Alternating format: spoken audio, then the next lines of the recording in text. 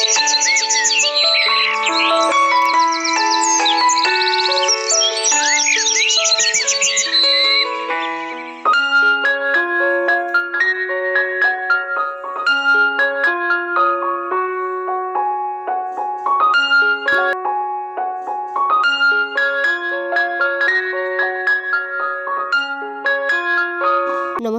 মামনিস ক্রিয়েশনে তোমাদের সকলকে জানাই অনেক স্বাগত। আর যে যেখান থেকে আজকের ব্লগটি দেখছো সকলকে অনেক ধন্যবাদ আর ভালোবাসা জানিয়েই আজকের ব্লগটা শুরু করলাম। কেমন আছো তোমরা সবাই? আশা করছি সবাই খুব ভালোই আছো আর আমি ভালো আছি। বাড়ি থেকে বেরিয়েছি তখন বাজে 3:15 আর এখন বাজে 4:41 আর আমরা যাব দীঘা। তার জন্য গাড়িতে উঠেছিলাম, বাস ধরার জন্য আর কি যাচ্ছি। আর রোডে দেখো এমনই জ্যাম। আমাদের এখান থেকে দীঘা যাওয়ার জন্য যে প্রথম বাসটা আর কি ছাড়ে সেটা হচ্ছে কি 5টাতে। ওই বাসটা যদি আমরা না পাই তাহলে আরও 1 ঘন্টা অপেক্ষা করতে হবে। যাই হোক দেখো বাসটা আমরা পেয়ে গিয়েছিলাম, যেহেতু জ্যাম ছিল বলে কোনো লোকজন আসেনি, পুরো ফাঁকাই ছিল বাসটা। এটাতে করে যাব আমরা ডায়মন্ড হারবার নদীর কাছে, ওখান দিয়ে আবার লঞ্চ করে নদী পেরিয়ে কুকড়াহাটিতে যাব, তারপর ওখান থেকে বাস ধরে তারপর হচ্ছে কি দীঘার পথে। উঠেছিলাম বাসে, কেউ তো নেই, আমরা কয়েকজন এসে আছি আর কি। চলো দেখা করছি ডায়মন্ড হারবার গিয়ে। দেখো চলে এসেছি আমরা ডায়মন্ড হারবার। দেখো এখানে লেখা আছে, দেখো আই লাভ ডায়মন্ড হারবার। এই লেখাটা বেশ ভালো লাগছিল, আমি ওই জন্য একটু ভিডিও করছিলাম। আর ওখানে দেখো আমার একটা ভাইপো দাঁড়িয়ে আছে, ও একটু ছবি তুলছিল। আর তারপর দেখো আমাদের দূরে দেখো আমাদের লঞ্চ দাঁড়িয়ে আছে। এটা হচ্ছে জেটিঘাটা, ডায়মন্ড হারবার যে জেটিঘাটা আছে সেটাই। এখন বাজে 5:40 মতন আর লঞ্চ ছাড়বে 6:40, 1 ঘন্টা। আমরা একটু চা খেলাম, একটু ঘুরে দেখলাম আর তারপর যাচ্ছি লঞ্চের দিকে।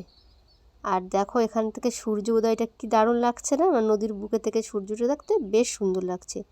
আর লঞ্চটাতে দেখো প্রচুর ভিড় হয়েছে, প্রচুর মানুষের যাতায়াতের পথ এটা। আমি তো ভীষণই ভয় পাই নদী পেরাতে, কিন্তু এটাতে উঠে যে নদী পেরাচ্ছিলাম কিছু মনেই হয়নি। বসেছিলাম, মনে হচ্ছে যেন কিছুই না, পার করে দিয়েছে।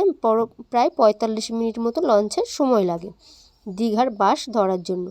আর এখানে দেখো কত মানুষ উঠেছে একটা লঞ্চে। আমি তো ভীষণ ভয় পাচ্ছিলাম, আর কিন্তু এতক্ষণ কোনো দিন আমি লঞ্চে থাকিনি। যাই হোক দীঘা যাওয়ার জন্য এটা একটা নতুন আর কি যাত্রা হলো আমার আর কি। চলো দেখো লঞ্চ পেরিয়েছি, সবাই হচ্ছে কি যাচ্ছে। আমাদের লোকজন এখনও কেউ নামেনি, অনেকজন নেমেছে, অনেকজন নামেনি এখনও। ওই জন্য হচ্ছে আমি দাঁড়িয়েছিলাম আর সবার একটু ভিডিও করছিলাম। তারপর দেখো বাসও পেলাম, বাসে একটু ঘুমিয়েও নিয়েছি যেহেতু অনেক ভোরবেলা উঠেছি। আর এখন আমরা দীঘার পথে, একদম দীঘা থেকে আর হয়তো 5 মিনিটের দূরত্বে ছিলাম। যাই হোক চলো দেখো আমরা দীঘায় এসে পৌঁছেছি অবশেষে দীঘা। অনেকটা জার্নি, সেই 3টে থেকে এখন বাজে প্রায় 11:30, 11:40 বাজে আর কি। এসে পৌঁছালাম, এসে হোটেলে গেলাম, জামা কাপড় চেঞ্জ করলাম, করে এসেছিলাম একটু সমুদ্রের পাড়ে। এখানে একটু খাওয়া দাওয়া করবো, করে তারপর হচ্ছে কি নামবো নদীতে। আর কি বলো তো, দীঘাতে আসা তো একটাই টান, বলো নদী বলা ভুল, সমুদ্রের টানেই তো আসা দীঘাতে, তাই না? চলো দেখো এখানে কত মানুষজনের ভিড় দেখো, তার মাঝে একটুখানি ফটো তুললাম আর কি ভিডিও তোমাদের জন্য। আর তারপর এখন বেরিয়েছি সন্ধ্যেবেলা, দুপুরবেলা আর হচ্ছে কি কোনো কিছু ভিডিও করা হয়নি, কেন এসেছিলাম। তারপর খাওয়া দাওয়া করে একটু সমুদ্রে স্নান করে হোটেলে গিয়ে একটা ভালো ঘুম দিয়েছি। আর এখন বাজে সন্ধ্যে 7:30, বেরিয়েছি ওল্ড দীঘার উদ্দেশ্যে। আমরা নেমেছিলাম না নিউ দীঘাতে, ওখানে দেখে ভাবলাম যে একটু ওল্ড দীঘায় যাই। ওখানে গিয়ে ঘোরাঘুরি করলাম। তারপর আমার ছেলে আর ওই দিদির মেয়ে দুজনে মিলে গাড়িটা রাইড নিয়েছিল একটু।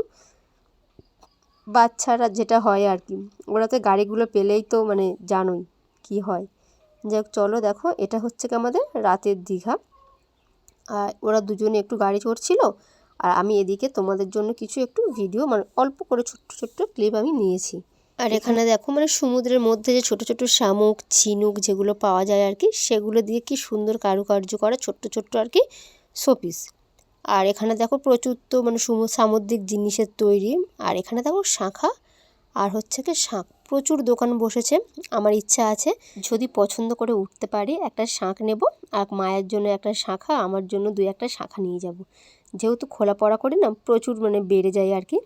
দেখা যাক কি হয়, যদি পছন্দ করে উঠতে পারি। এটা চেনাচিনির একটা ব্যাপার থাকে তো, সেটাই। দেখো প্রচুর দোকান বসেছে। আর এখানটা দেখো রাতের সমুদ্র, মানে কিছুই দেখা যাচ্ছে না, শুধু একটু করে জল আসছে এটাই দেখা যাচ্ছে, আর কিছুই না। আর তারপর আমরা এখানে বসেছিলাম, বসে থেকে এখানে একটু মোমো খেলাম, একটু হচ্ছে কি কাবাব খেলাম, একটু মানে আলু কাবলি খেলাম, তারপর হচ্ছে কি মানে টুকটাক যে খাওয়া দাওয়া, সন্ধ্যের খাওয়া দাওয়াটা খেলাম। খেয়ে দিয়ে আর এখানে দেখো একটু ঘুরছিলাম, দেখলাম প্রচুর দোকানপাট বসেছে, জিনিস তেমন কিছু কেনাকাটির নেই। এখনও একটা দিন হাতে আছে, একটু ভেবে চিন্তে তারপর আর কি কেনাকাটি করব।